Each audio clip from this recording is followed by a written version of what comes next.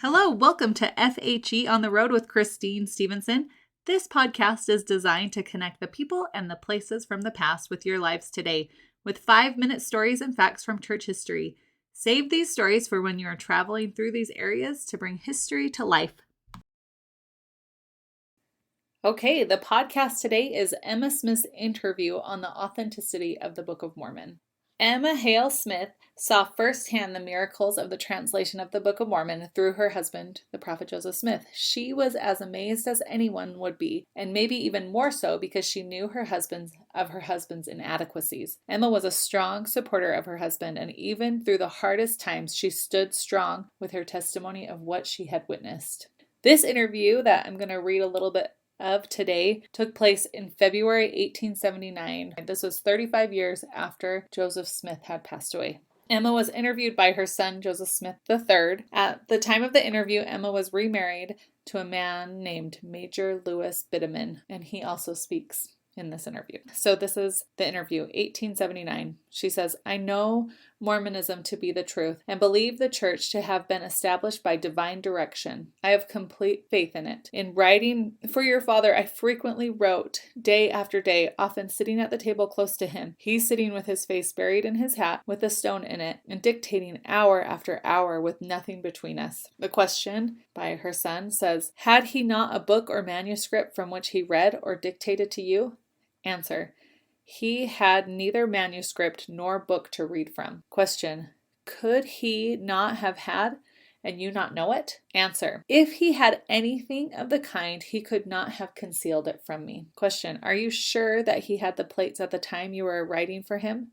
Answer: the plates often lay on the table without any attempt of concealment, wrapped in a small linen tablecloth, which I had given him to fold them in. I once felt the plates, and they thus lay on the table, tracing their outlines and shapes. They seemed to be pliable like thick paper, and would rustle with the metallic sound when the edges were moved by the thumb, as one does sometimes thumb the edges of a book. Question: where did Father and Oliver Cowdery write? Answer: Oliver Cowdery and your father wrote in the same room where I was at work. Question: could not Father have dictated the Book of Mormon to you, Oliver Cowdery, and others who wrote for him after having first written it, or having first read it out of some book? Answer: Joseph Smith could neither write nor dictate a coherent and well-worded letter, let alone dictating a book like the Book of Mormon.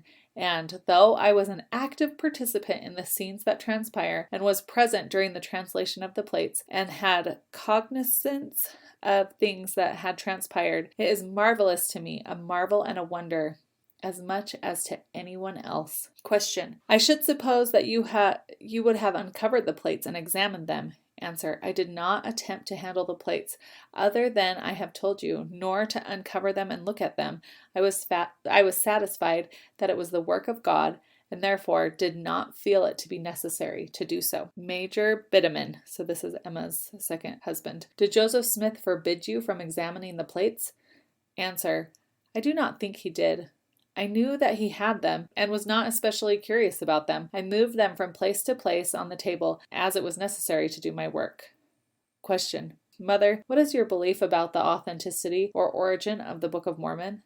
Answer: my belief is that the Book of Mormon is of divine authenticity. I have not the slightest doubt of it. I am satisfied that no man could have dictated the writings of the manuscript unless he was inspired. For when acting as a scribe, your father would dictate to me hour after hour, and when returning after meals or after interruptions, once begin where he left off, without seeing the manuscript or having any portion read to him. It was a usual thing for him to do. It would have been improbable that a learned man could do this, and for one so ignorant and unlearned as he was, it was simply impossible. There is a little snippet of her interview. I love Emma's testimony of the Book of Mormon. It is so simple and so pure. I got this out of witnesses of women, firsthand experiences, and testimonies of the restoration. So there's more of this and other information on Emma Smith on the blog, FHE on the Road. If you're interested, go check it out. Thanks.